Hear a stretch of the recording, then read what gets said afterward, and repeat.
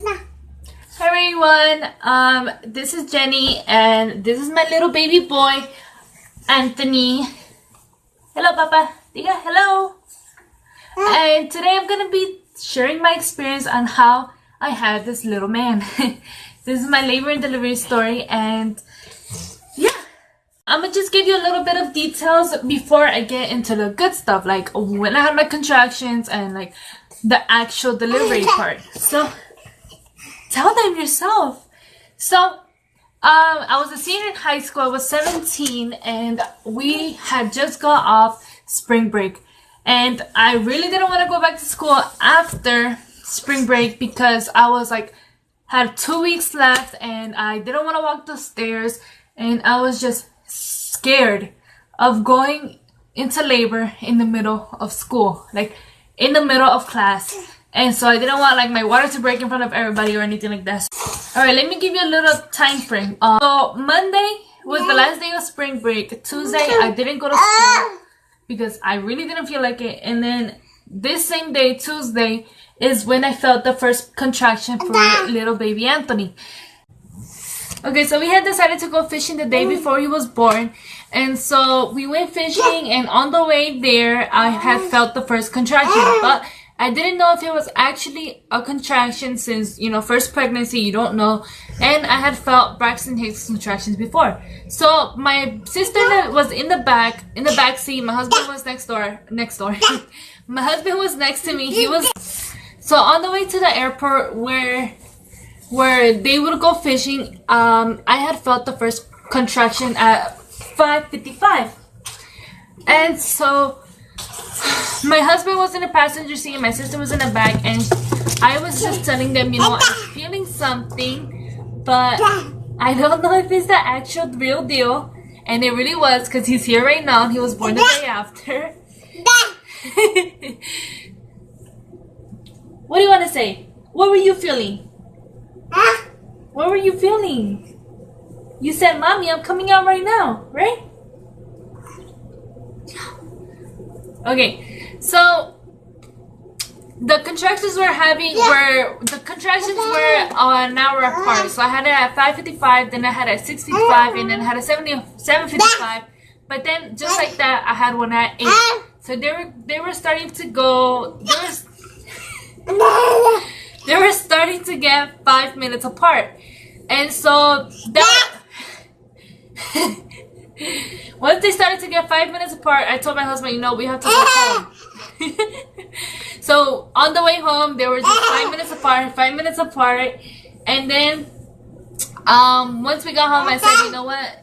We're just going to go to sleep. And once they start getting stronger, then that's when we're going to go to the hospital.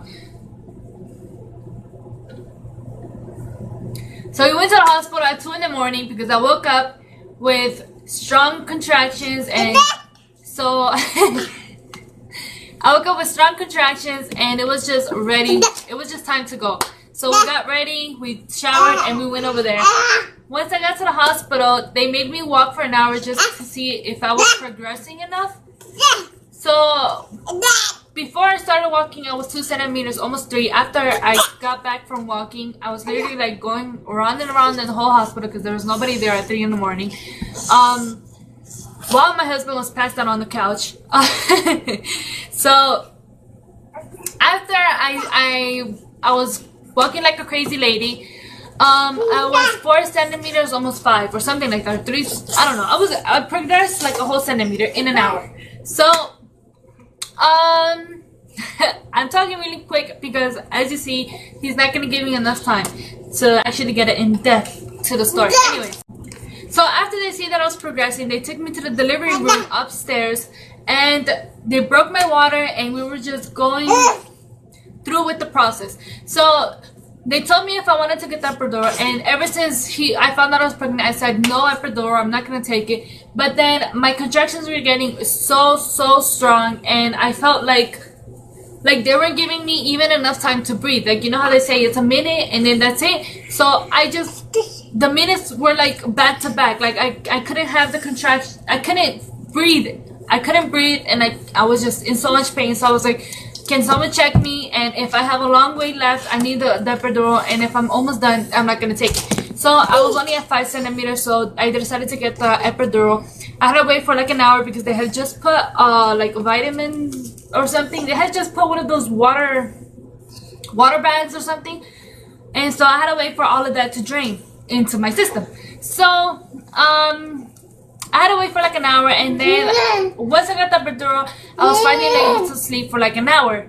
And after that, in that hour, I progressed 5 centimeters like that. So I'm pretty sure the epidural helped me relax and my body relax. But after that hour was passed, yeah, it was pushing time. I woke up with a huge feeling of just pushing. Like I had to push.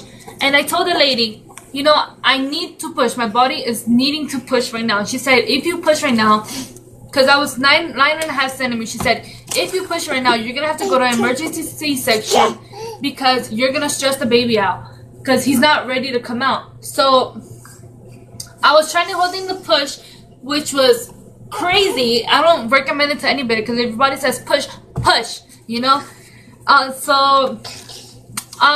They told me not to push. And so let me give you an example. The feeling you have all over your body when you have to push is like when you're pooping, like a real big poop. Like you just have to get it out. And if you're trying to hold it in, like imagine all the energy you're wasting and holding it in. Like I don't know, it's kind of, that's the way I explain it to people who have never had a baby. And so I'm getting tired already. So the reason they were telling me not to push is because the group of doctors were in another room delivering. Another lady was delivering at the same time. So then so when I started to push, it was just my husband holding one leg and one doctor holding the other leg because the whole team was somewhere else. I remember my husband telling me like push, his head is small, and literally the only part of his head that he was seeing was this top part. He wasn't seeing the whole thing. So he was like, just push, like he has a small head, it's okay, go. And yeah, when he actually came out, he saw that, you know, it was a big part of him, that he was really big. So then, I was pushing him and I couldn't push him out because I felt like all my energy was wasted in trying to hold in the pushes in the first place. You know guys, this is why I can't upload as often as I want to because I never get time or space to even record. Alright. So I forgot where I was. So I'm guessing the baby had progressed a little bit with those two people, my husband and the doctor. So after the team of doctors came, it was really frustrating because two of the doctors started to fight, like argue in front of me, and it was so annoying because one of them was saying one thing and the other was saying the other. One of them wanted to cut me and I told him not to cut me because I really didn't want to get cut. He had the scissors in hands and everything. So one of them wanted to cut me. The other wanted to like push Anthony in and then pull him back out, which is like crazy. Like I don't know how that's supposed to work, but that's what they were arguing about. And me being angry that they were arguing in front of me gave me like energy to like push him out, so they would just leave me alone, you know. So I pushed him out, and he was born with the umbilical cord around his neck. So after he got out, they took it off him immediately and they put him on my chest. And what I didn't explain was that after I got the epidural, after that hour of sleep, the epidural like wore off. It like wore off or something because I was feeling everything again. I did get a second dose of it. You just push a button and like it goes through your body, but it didn't work. I'm the type of people that like anesthesia doesn't really work on me unless I put it on like 4 times. So that's what happened. I was feeling everything. After I had him, I couldn't even pay attention to him because of the pain that I was going through.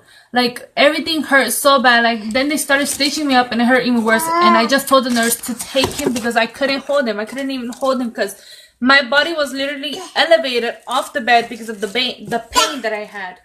So it was a struggle. I really felt like I was pushing for probably an hour, but it was probably only like 30 minutes. But the point is that it was really hard, and painful and not like other people made it seem. So at the end of the day, he was born healthy, you know, 7 pounds and 21 ounces, and he's the love of my life, even though he beats me up.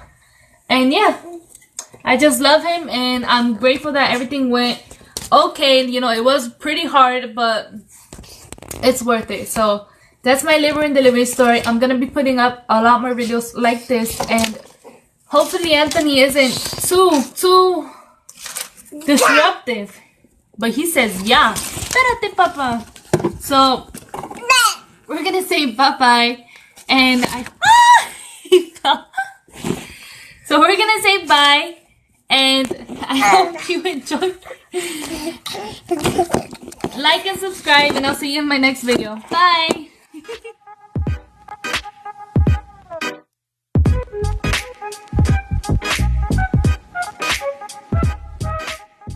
To the I lost my track. I forgot what I was saying.